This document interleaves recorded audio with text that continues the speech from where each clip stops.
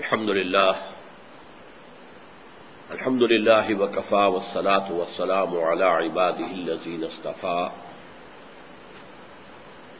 خصوصا على أفضلهم وخاتم النبيين محمد الأمين وعلى آله وصحبه أجمعين. أما بعد فقد قال الله تبارك وتعالى كما ورد في سورة التوبة: اعوذ باللہ من الشیطان الرجیم بسم اللہ الرحمن الرحیم. کیف یکون للمشرکین عہد عند اللہ وعند رسولہ الا الذین عاہدتم عند المسجد الحرام فما استقاموا لکم فاستقیموا لہم ان اللہ یحب المتقین. کیف وَإِن يَظْهَرُوا عَلَيْكُمْ لَا يَرْقُبُوا فِيكُمْ إِلًّا وَلَا ذِمَّةً يُرْضُونَكُمْ بِأَفْوَاهِهِمْ وَتَأْبَى قُلُوبُهُمْ وَأَكْثَرُهُمْ فَاسِقُونَ. اشتروا بآيات الله ثمنا قليلا فصدوا عن سبيله إنهم ساء ما كانوا يعملون.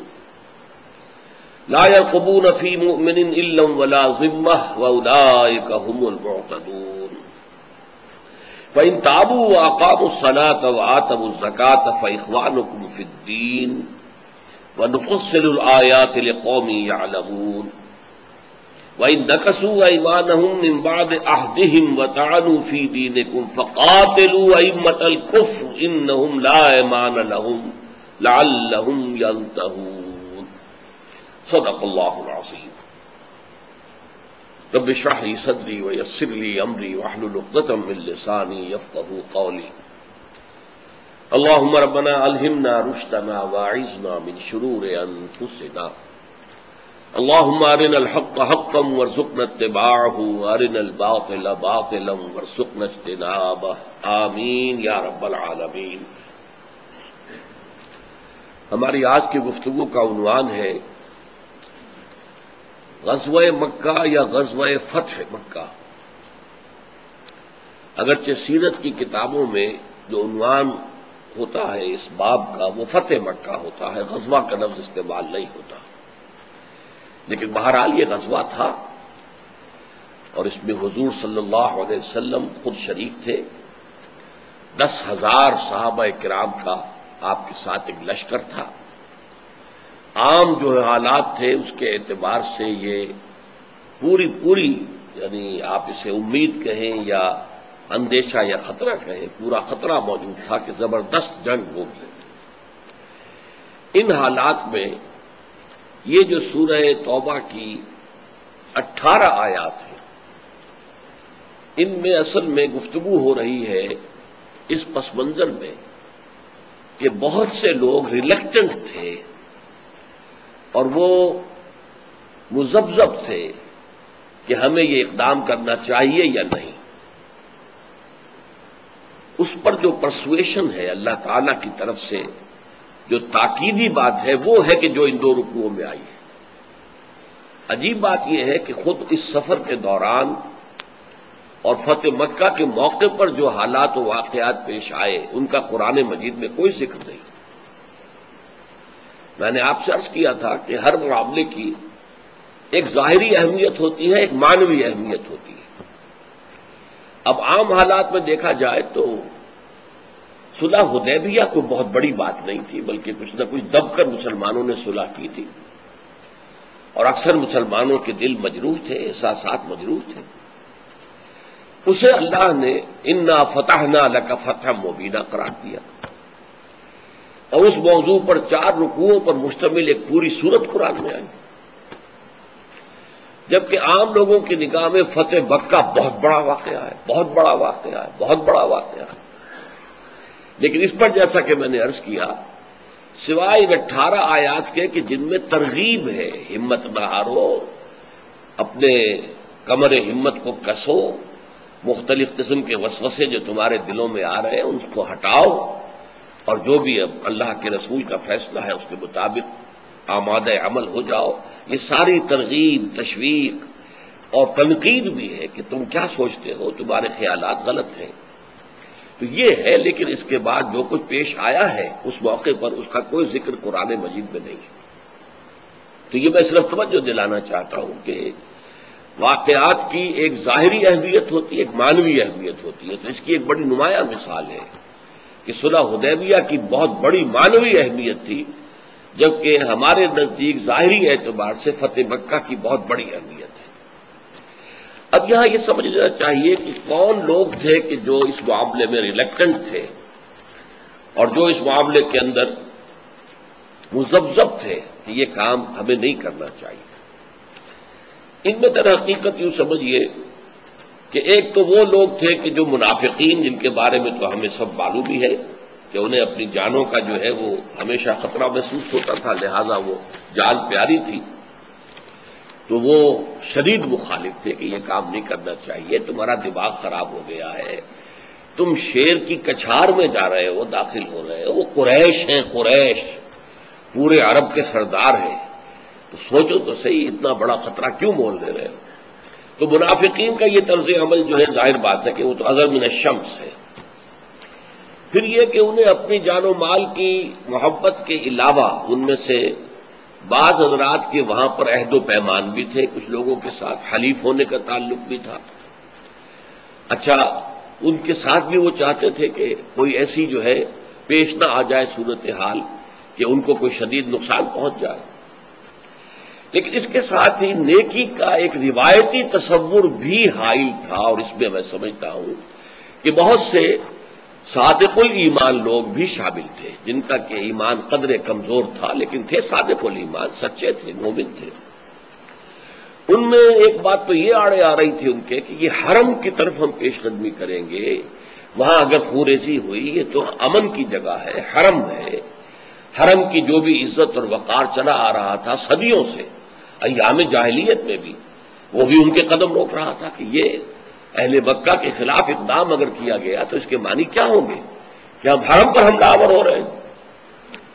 پھر یہ کہ یہ بات کہ قریش کے خلاف جنگ، آخر وہ متولی ہیں حرم کے، ان کا ایک مقام ہے، ایک مذہبی مقام ہے، ایک روایتی مقام ہے. ہماری پوری جو بھی روایات چلی آ رہی ہیں ان کی روح سے یہ جو متولیان حرم ہیں، تو ان کے خلاف جو ہے کوئی فوجی کارروائی کرنا درست نہیں ہے. یہ دوسری بات تھی کہ وہ خود چڑھ کر آئے تو ہم نے دفاع کیا، وہ آئے اگر بدر کے اندر تو ہم لڑے، وہ آئے احد میں ہم لڑے، وہ آئے اگر احزاب میں تو ہم لڑنے کو تیار تھے. یہ دوسری بات ہے کہ اللہ تعالیٰ نے ایسی صورت پیدا کر دی کہ براہ راست دو بدو جنگ کی نوبت ہی نہیں آئی.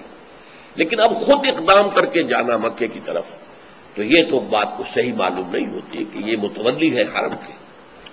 پھر وہی جو روایتی نیکی کا تصور ہوتا ہے، آخر یہ مشرک ہے، سب کچھ ہے، لیکن یہ حاجیوں کی خدمت کرتے ہیں، پانی پلاتے ہیں، ان کا اہتمام کرتے ہیں، انہیں کھانا کھلاتے ہیں، تو یہ ان کی نیکیاں بھی تو ہیں.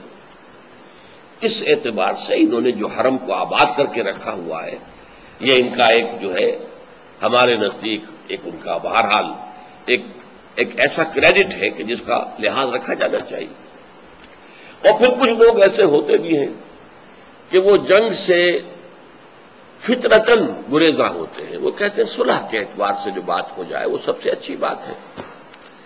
اس پر ایک لطیفہ بھی ہوا تھا ہمارے ہاں، سن 85 کی بات ہے یہ کہ میں نے اپنا ایک خاص جو تصور فرائض دینی جو مجھ پر منکشف ہوا قرآن مجید کے مطالعے سے، میں نے اسے کچھ 6 صفحات کے اندر مرتب کیا اور 100 کے قریب علماء کرام کو بھیجا کہ دیکھیے یہ میری سمجھ میں آیا ہے قرآن سے، سنت سے، سیرت سے، اگر اس میں کوئی غلطی ہے تو آپ واضح کریں، صحیح ہے یہ تو اس کی تصویب کریں، اس کو درست قرار دیں. پھر میں نے 6 روزہ ایک اجتماع رکھا.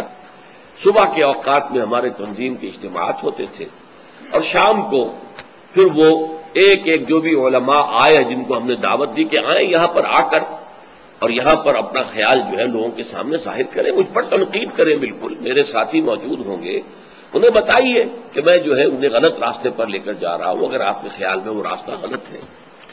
تو ایک ایک گھنٹے کی 2 تقریریں روزانہ ہوتی تھی. 12 مقررین اس طریقے سے 6 دنوں میں ان کو ہمارے ساتھیوں نے سنا. ان میں ایک صاحب ہندوستان سے بھی آئے تھے، مولانا وحید الدین خان صاحب، جو اب کافی مشہور و معروف ہیں.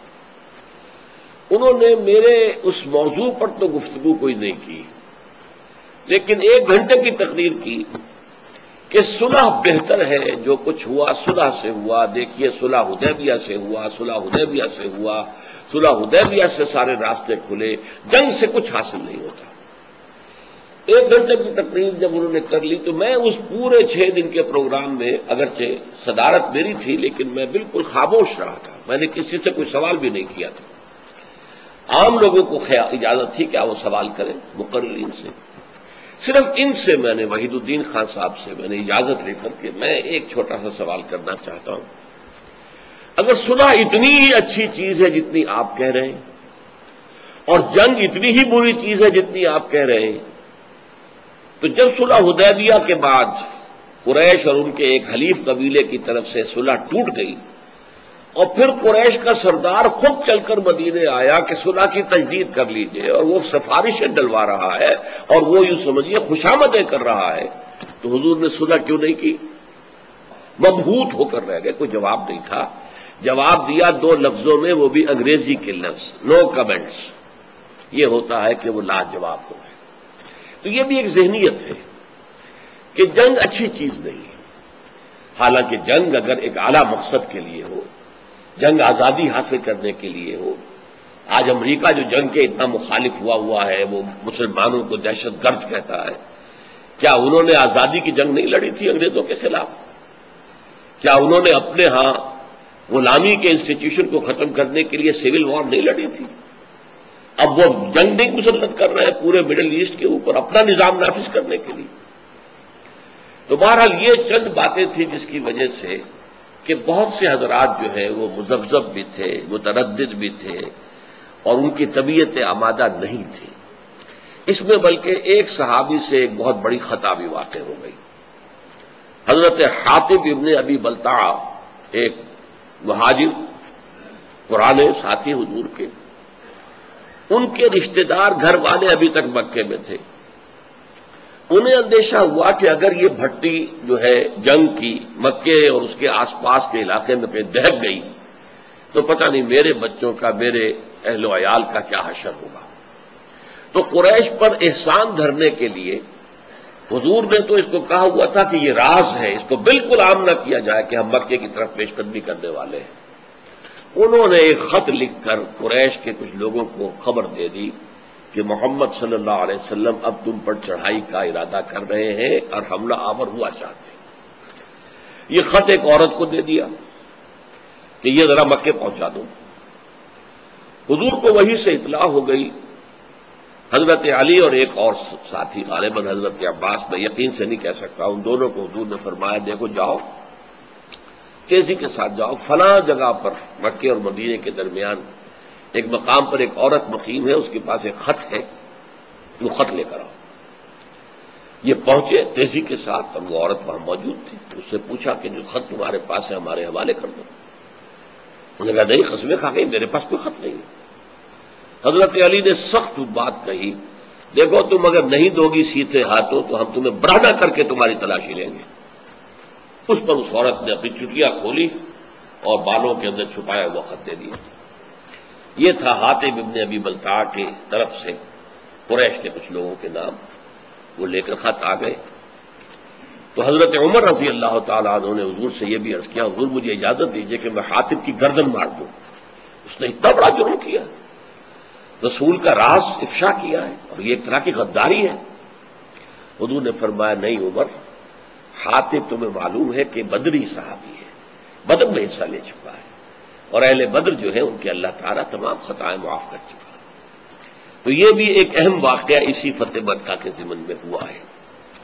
اب صرف ہم تیزی کے ساتھ یہ آیات پڑھیں گے، میں نے بیک گراؤنڈ آپ کے سامنے رکھ دیا ہے، اس بیک گراؤنڈ میں ان آیات کا صرف ترجمہ بھی آپ سن لیں گے تو بات جو ہے وہ واضح ہوتی چلی جائے گی۔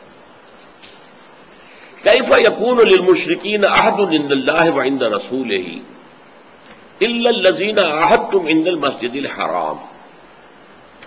پہلا جملہ ہی انتہائی اہم ہے، یہ دوسرا اور تیسرا رکوع ہے سورہ توبہ کا۔ کیسے ہو سکتا ہے مشرکین کے لیے کوئی عہد اللہ کے پاس اور اللہ کے رسول کے پاس؟ یعنی اللہ اور اس کے رسول کا مشرکین کے ساتھ کوئی عہد ہونا، معاہدہ ہونا ہی یوں سمجھیے کہ ایک غیر حقیقی سی بات ہے۔ کفر اور اسلام کے مابین بھی کوئی معاہدہ ہو سکتا ہے، توحید اور شرک کے درمیان بھی کوئی معاہدہ ہو سکتا ہے۔ یہ پہلی بات کہی گئی ہے جو بہت بنیادی بات ہے، یعنی حق اور باطل کے درمیان کوئی ایگزسٹنس ہو ہی نہیں سکتی۔ عارضی طور پر ایک وقتی حکمت عملی کے تحت کوئی صلح کی جائے، کوئی معاہدہ کیا جائے تو ٹھیک ہے، لیکن کوئی پرماننٹ ٹریٹی، کوئی مستقل معاہدہ، کوئی اسٹیٹس کو کے لیے مستقل فیصلہ کر دیا جائے، یہ تو ہو ہی نہیں سکتا۔ باطل وہی پسند ہے، حق لا شریک ہے۔ شرکت میں آنا ہے، حق و باطل نہ کر قبول۔ حق حق ہے تو باطل کے ساتھ کیسے معاہدہ کرے گا؟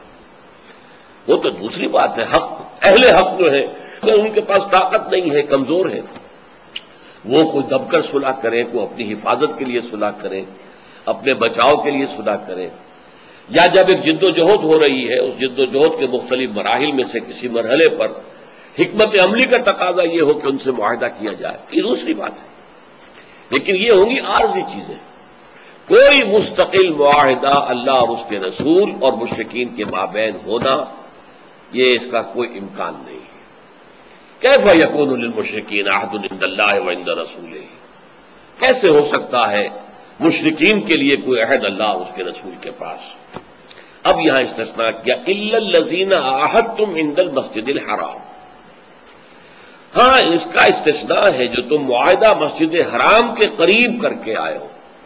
صلح حدیبیہ 1 سال پہلے ہوئی ہے نا، 2 سال پہلے کہہ لیجیے، 2 سال پہلے صلح حدیبیہ ہوئی ہے۔ حدیبیہ جو ہے وہ تو بالکل حرم کے قریب ہے، تو تم نے وہاں جا کر مسجد الحرام کے قریب جو معاہدہ کیا تھا ان سے، وہ اپنی جگہ رہے گا، برقرار رہے گا۔ وہ معاہدہ جو ہے اس جو اصولی قانون ہے اس سے مستثنیٰ ہے۔ کیف یکون للمشرکین عہد عند اللہ وعند رسولہ الا الذین عاہدتم عند المسجد الحرام، لیکن فما استقاموا لکم فاستقیموا لہم، تو جب تک وہ تمہارے ساتھ قائم رہے تم بھی ان کے ساتھ قائم رہو، یعنی جب تک وہ عہد کی پابندی کرے تم بھی عہد کی پابندی کرو۔ اس میں امپلائڈ کیا ہے؟ جب وہ عہد توڑ دیں تو پھر تم پابند نہیں ہو کہ تم اس عہد کو لازماً ہر صورت کے اندر نبھاؤ۔ بالکل یہ ہے وہ ہدایت جس کے مطابق حضور نے عمل کیا کہ جب انہوں نے توڑ دی پھر آپ نے صلح نہیں کیا، اس لیے کہ آپ کو اندازہ ہو چکا تھا۔ اصل میں صلح حدیبیہ کے بعد جو 2 سال حضور کو ملے ہیں صلی اللہ علیہ وسلم، جس میں کہ جنگ کا خطرہ نہیں رہا، تو آپ نے اتنے بڑے پیمانے پر اپنی دعوتی اور تبلیغی سرگرمیاں پورے عرب میں پھیلائی ہیں کہ بہت بڑی تعداد میں لوگ اسلام لے آئے۔ ویسے بھی جیسے دھاک غزوہ بدر کے بعد بیٹھ گئی تھی، صلح حدیبیہ کے بعد بھی ایسی ہی دھاک مسلمانوں کی قائم ہو گئی۔ قریش نے انہیں تسلیم کر لیا ہے، قریش نے ان سے صلح کر لی ہے، تو یہ بھی ایک کیفیت ایسی تھی کہ جس سے پھر ایک عام رجحان قائم ہوا کہ اب اسلام کے دائرے میں داخل ہو جانا چاہیے۔ یہی وجہ دیکھیے 2 سال قبل صلح حدیبیہ کے موقع پر 1400 یا 1500 آدمی تھے، یا میکسیمم روایات میں 1800 آتا ہے، اور فتح مکہ کے لیے جو غزوہ ہو رہا ہے، جو حضور چلے ہیں، تو 10,000 آپ کے ساتھ ساتھی ہیں۔ یہ 8,500 کا جو اضافہ ہوا ہے، تو اس میں اس عرصے کی جو کیفیات تھی تاریخی اعتبار سے اس پس منظر کو دخل حاصل ہے۔ ان اللہ یحب المتقین، اللہ تعالیٰ متقیوں ہی کو پسند کرتا ہے۔ یعنی صلح تمہیں نہیں توڑنی ہے، تم نہ توڑنا، جب تک وہ قائم رہے تم بھی قائم رہو، لیکن جیسا کہ میں نے کہا امپلائڈ ہے، اگر وہ توڑ دے تو پھر ظاہر بات ہے کہ تم بھی بری ہو جاؤ گے۔ کیف وَإِن يَظْهَرُوا عَلَيْكُمْ لَا يَرْقُبُوا فِيكُمْ إِلًّا وَلَا ذِمَّةً، کیسے؟ یہ اصل میں ایک انداز ہے کہنے کا، سوچو ذرا، غور کرو، تم کیوں ڈر رہے ہو قریش سے لڑنے سے، اور تمہیں کیوں مانے ہو رہا ہے کہ یہ قریش جو ہے یہ تو بہرحال حرم کے متولی ہیں، اور بہرحال یہ سقایت الحاج، حاجیوں کو پانی پلانے کا اہتمام کرتے ہیں وغیرہ وغیرہ۔ کیف وَإِن يَظْهَرُوا عَلَيْكُمْ، کیسے؟ اور اگر وہ تم پر کہیں غالب آ جائیں، لَا يَرْقُبُوا فِيكُمْ إِلًّا وَلَا ذِمَّةً، تو وہ تمہارے معاملے میں کبھی کوئی لحاظ نہیں رکھیں گے، نہ کسی قرابت داری کا نہ کسی عہد کا۔ اگر ان کے ہاتھ میں طاقت آ جائے، انہیں غلبہ حاصل ہو جائے، کوئی پرواہ نہیں کریں گے، نہ قرابت داری کی، نہ رشتہ داری کی، نہ کسی عہد کی، نہ کسی قول و قرار کی۔ ان کا کردار یہ ہے، ان کے اندر چھپا ہوا انسان جو ہے وہ یہ ہے۔ یردونکم بافواہہم، وہ تمہیں راضی کرنے کی کوشش کر رہے ہیں اپنے منہوں سے۔ اس میں میرے نزدیک اشارہ ہے جو ابو سفیان، جو اس وقت اب مکے کے سردار تھے، ابھی ایمان نہیں لائے تھے، وہ جب آئے ہیں تو اب انہوں نے لاکھ کوشش کی ہے کسی طریقے سے کوئی سفارش ہو جائے، حضرت ابو بکر سے ملے، حضرت عمر سے ملے، پھر یہ کہ اپنی بیٹی کے گھر پہنچ گئے، ام حبیبہ رضی اللہ تعالی عنہ، حضور کی زوجہ محترمہ، ابو سفیان کی بیٹی تھی، جو گئی تھی ہجرت کر کے حبشہ، وہاں ان کا شوہر، عام روایات یہی ہے کہ مرتد ہو گئی، تو پھر وہ جو ہے گویا کہ بیوہ ہو گئی، وہ تو رشتہ ختم ہو گیا۔ پھر حضور نے پیغام دیا، حضرت نجاشی رحمت اللہ علیہ نے نکاح پڑھایا، مہر اپنے پاس سے دیا، پھر بعد میں وہ مدینے آ گئی۔ تو اب یہ حضرت ام حبیبہ کے گھر، بیٹی کے گھر گئے ہیں ابو سفیان، کسی طرح بیٹی سفارش کر دیں، لیکن وہاں جا کر عجیب واقعہ پیش آیا۔ حضور کا بستر بچھا ہوا تھا، وہ اس پر بیٹھنے لگے، بیٹی نے کہا ابا جان ذرا ٹھہریے، بستر لپیٹ دیا، کہ اب بیٹھیے۔ اب یہ عرب کا سردار، مکے کا سردار، قریش کا سردار، اس نے کہا بیٹی یہ بستر میرے لائق نہ تھا یا میں اس بستر کے لائق نہ تھا؟ فرمایا ابا جان آپ اس بستر کے لائق نہیں ہیں، آپ مشرک ہیں، نجس ہیں، اور یہ بستر رسول اللہ کا ہے صلی اللہ علیہ وسلم، آپ اس پر نہیں بیٹھ سکتے۔ اب بتائیے شاید وہ پھر وہ کہنے کی بھی ہمت نہ ہوئی ہو کہ میری کوئی سفارش کر دو محمد سے صلی اللہ علیہ وسلم، جب یہ طرز عمل سامنے آیا۔ تو یہ لوگ چاہتے ہیں تمہیں اپنے منہوں سے راضی کر لینا، وتابا قلوبہم، حالانکہ ان کے دل منکر ہیں، انکاری ہیں، اس کے اندر غصہ ہے، اس میں جھنجھلاہٹ ہے، وہ جو ہے پیچ و تاب کھا رہے ہیں، واکثرہم فاسقون، اور ان کی اکثریت جو ہے وہ ناہنجاروں پر، فاسقوں پر، نافرمانوں پر مشتمل ہے۔ اشتروا بآیات اللہ ثمنا قلیلا فصدوا عن سبیلہ، انہوں نے اللہ کی آیات کے عوض حقیر سی قیمت حاصل کر لی، یعنی 13 برس مکے میں محمد انہیں آیات الہیہ سناتے رہے صلی اللہ علیہ وسلم، اور ان کے بدبختی کا یہ عالم رہا، ان دنیا کی حقیر سی زندگی کے لیے، اپنی چودراہٹ کے لیے، یا اور جو ایسے ہی کوئی چیزیں تھیں، اپنی عزت نفس کے لیے، جھوٹی عزت نفس کے لیے، انہوں نے رد کیا اللہ کی آیات کو، اللہ کی آیات کو فروخت کر دیا، اس کی جگہ دنیا کا عارضی سا فائدہ جو ہے وہ قبول کر لیا۔ فصدوا عن سبیلہ، صدا یا سدو جو ہے یہ فعل لازم بھی ہے، فعل متعدی بھی ہے، خود بھی رک گئے اللہ کے راستے سے اور دوسروں کو بھی روک دیا، اس لیے کہ جو سردار تھے جب وہ آگے نہیں بڑھ رہے تھے تو جو عوام ہیں وہ تو عام طور پر انہی کی پیروی کرتے ہیں، بھائی یہ لوگ سمجھدار ہیں، یہ بڑے لوگ ہیں، یہ تجربے کار لوگ ہیں، تو یہ اب نہیں، یہ سمجھتے ہیں کہ یہ بات ٹھیک نہیں ہے، تو چلو پھر ہم انہی کے پیچھے چلیں گے، یہ ہمارے پرانے سردار ہیں۔ اس طریقے سے وہ اپنے کفر کی وجہ سے عوام الناس کے لیے بھی ایمان لانے کے راستے میں رکاوٹ بن گئے۔ اشتروا بآیات اللہ ثمنا قلیلا فصدوا عن سبیلہ انہم ساء ما كانوا یعملون، یقیناً بہت ہی برا ہے عمل جو وہ کرتے رہے ہیں۔ لا یرقبون فی مومن الا ولا ذمہ، دوبارہ یہ ہرگز لحاظ نہیں کرتے کسی بھی مومن کے معاملے میں، نہ کسی قرابت داری کا، الا ظاہری رشتہ، قرابت داری، ولا ذمہ، نہ کوئی عہد کہ جس سے ایک ذمہ داری آ جاتی ہے، ایک معاہدہ کیا ہوا ہے، انہیں ہرگز، ان کا اگر بس چل جائے، ان کو اگر طاقت حاصل ہو جائے، انہیں فتح ہو جائے، انہیں غلبہ حاصل ہو جائے، یہ ہرگز کسی مومن صاحب ایمان کے لیے نہ کسی قرابت داری کا لحاظ کریں گے اور نہ ہی کسی عہد کا پاس کریں گے۔ وَأُولَٰئِكَ هُمُ الْمُعْتَدُونَ، اور حقیقت میں یہی لوگ ہیں کہ جو حد سے گزر جانے والے ہیں۔ دیکھیے دو باتیں آ چکی، ایک اصولی بات، اللہ اور اس کے رسول کا مشرکین کے ساتھ کوئی مستقل معاہدہ خارج از بحث ہے، یہ تو اجتماع النقیضین ہے، متضاد چیزیں جمع کیسے ہوں گی؟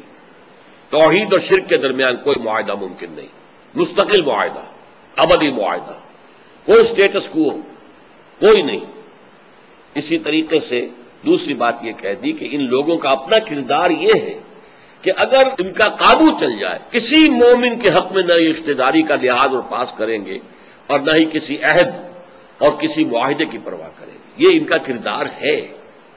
اب تیسری بات کہی جا رہی ہے، اگر تمہیں اپنے ان اہل مکہ کے رشتہ داروں میں سے یا ان سے دوستوں سے حلیفوں سے کوئی تعلق ہے تو دیکھو راستہ تو اب بھی کھلا ہے، وہ لوگ جب چاہیں ایمان لے آئے، ایمان لائیں، نماز قائم کریں، زکات دیں، تمہارے بھائی ہو جائیں گے۔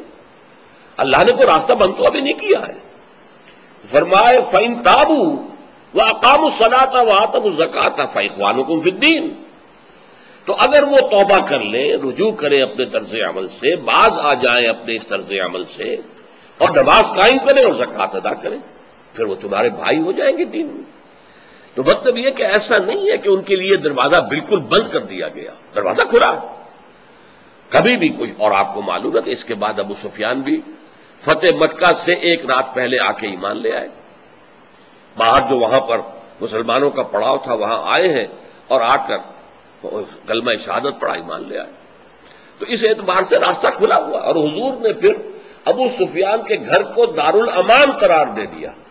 جو شخص ابو سفیان کے گھر میں داخل ہو جائے اسے امان ہے، جو لوگ اپنے اپنے گھروں کے اندر داخل ہو کر دروازے بند کر لیں انہیں امان ہے، ہم گھروں میں گھس کر کسی کو قتل نہیں کریں گے۔ یہ سارے اعلانات آپ نے کیے، اور ابو سفیان کے گھر کو خاص طور پر دارالامان، جو اس کے گھر میں پناہ لے لے گا وہ امان میں۔